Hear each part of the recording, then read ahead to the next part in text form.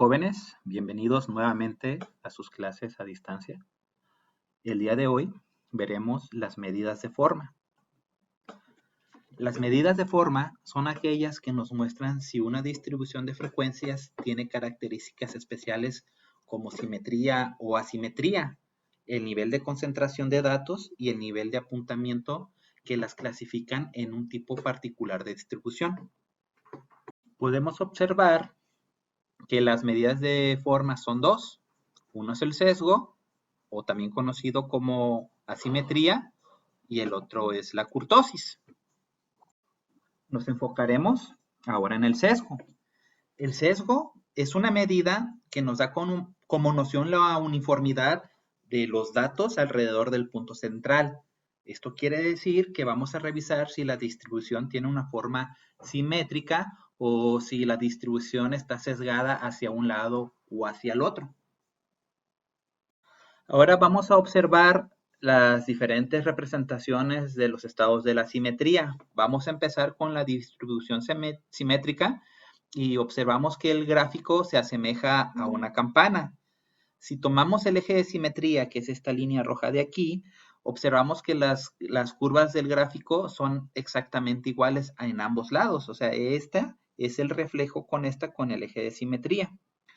Luego vamos a ver la asimetría positiva, y es aquella donde la curva empieza a tener un sesgo hacia los valores más altos de la distribución. Si nosotros graficamos en el eje de las X, los valores más grandes se van haciendo hacia la derecha.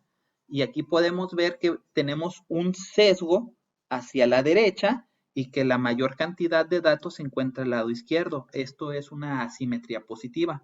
Por el otro lado, la asimetría negativa, el sesgo se tiene hacia el lado izquierdo, ¿sí? Y es aquella donde la curva empieza a tener un sesgo hacia los valores más chiquitos. Los valores más chiquitos sobre el eje de la X están del lado izquierdo. Y una característica principal es que el coeficiente de asimetría es menor que cero, en este caso es negativo, y en la simetría positiva el coeficiente de asimetría va a ser mayor a cero, en este caso va a ser un coeficiente positivo. Bueno, para calcular el coeficiente de asimetría vamos a ver dos maneras diferentes de calcularlo. Uno va a ser por medio del coeficiente de Pearson, que es el más sencillo de todos. El otro va a ser por medio del coeficiente de simetría de Fisher, que se tienen que hacer dos operaciones. Por eso vamos a empezar con el de Pearson y ya veremos después el de Fisher. A lo mejor aquí hay unos garabatos que no lo entendemos. Vamos a ver qué se trata cada uno de ellos. Aquí la X con una línea plana arriba, esto me quiere decir que estamos hablando de la media aritmética. La X con un piquito hacia arriba, estamos hablando de la moda. La X con el tilde que se parece al de la ñ, estamos hablando de la mediana. El sigma minúscula al cuadrado, estamos hablando de la varianza. Y la sigma minúscula es la desviación estándar. F minúscula sub i, frecuencia absoluta. F mayúscula sub i, frecuencia acumulada. Y n mayúscula es el total de datos. Para entender mejor el caso, vamos a hacer una tabla de frecuencias en Excel y vamos a repasar todo lo que se ha visto en el tercer parcial, que son las medidas de tendencia central, las medidas de dispersión, para llegar a lo que vienen siendo las medidas de forma. Aquí tenemos una tabla de frecuencias de un grupo que hizo un examen de probabilidad y estadística, y estos fueron los resultados. Aquí tenemos la primera columna, que están las calificaciones del 0 al 10, y aquí está la frecuencia absoluta de cada una de las calificaciones. Por ejemplo, en la frecuencia absoluta, una persona sacó 0, luego tenemos que otra persona sacó 1, 2 personas sacaron un 2, 5 personas sacaron un 3, 9 personas sacaron un 4 y así sucesivamente. Bueno, vamos a sacar la frecuencia acumulada. Como es el primer caso, la frecuencia acumulada aquí sería 1, porque nada más llevamos un solo caso. Luego, como tenemos que otra persona sacó un 1, ya serían 2 personas. 1 más 1, 2. Entonces, esto será igual a 1 más 1, 2. Luego, 2 personas sacaron 2. 2 y 2 son 4. Esto va a ser igual a este más este de aquí, ya son 4. Y para agilizarlo, pues simplemente arrastro hasta el final y listo. Ya tengo la frecuencia acumulada, que son 46.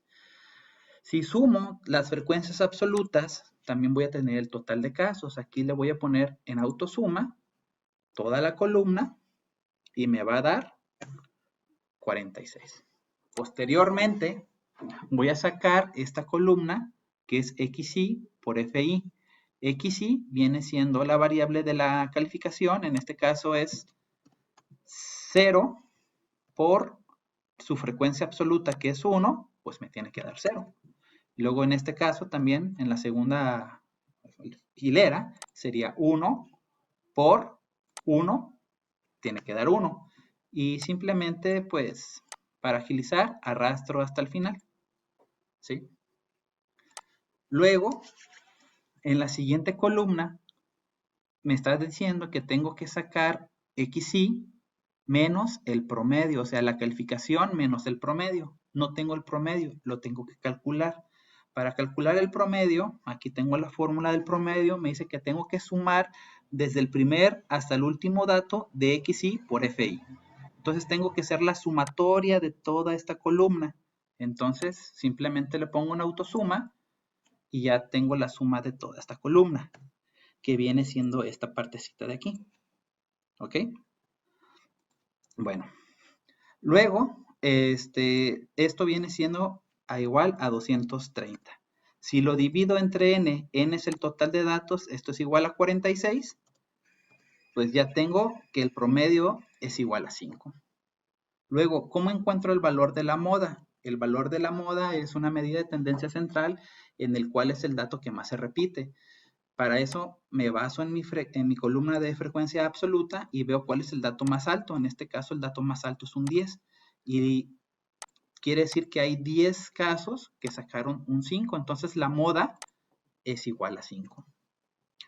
¿Cómo calculo la mediana? La mediana es una medida de posición. Tengo que ver si el total de datos es par o impar. En este caso es par, es 46. Cuando me sale par, tengo que encontrar dos posiciones. Y para encontrar la primera posición, tengo que dividir el total de datos entre 2. El total de datos es 46. 46 entre 2, esto es igual a 23.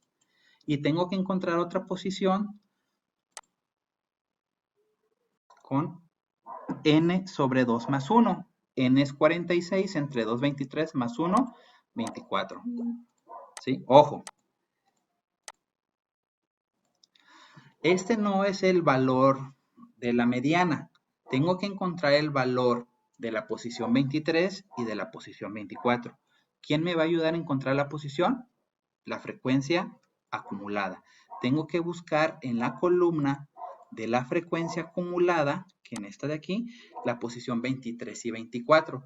Si puedo observar aquí, nada más tengo un caso. Aquí tengo los primeros 2, aquí los primeros 4, aquí los primeros 9, 18 y aquí los primeros 28. Quiere decir que en esta fila de aquí, ¿sí? Tengo el caso 19, 20, 21, 22, 23, 24, 25 y así hasta el 28. Esto quiere decir que la posición número 23 tiene un valor de 5. Entonces, aquí tengo que la posición 23 tiene un valor de 5. Y la posición 24, pues se encuentra en el mismo renglón, porque aquí tengo de la posición 19 a la posición 28. Y la posición 24 se encuentra justamente aquí. Tiene también un valor de 5. ¿Sí? Entonces, como es par, tengo que sacar el promedio de estos dos. Entonces, el promedio sumo los dos, 5 más 5, 10, dividido entre 2, pues es 5. Ya tenemos las tres medidas de tendencia central.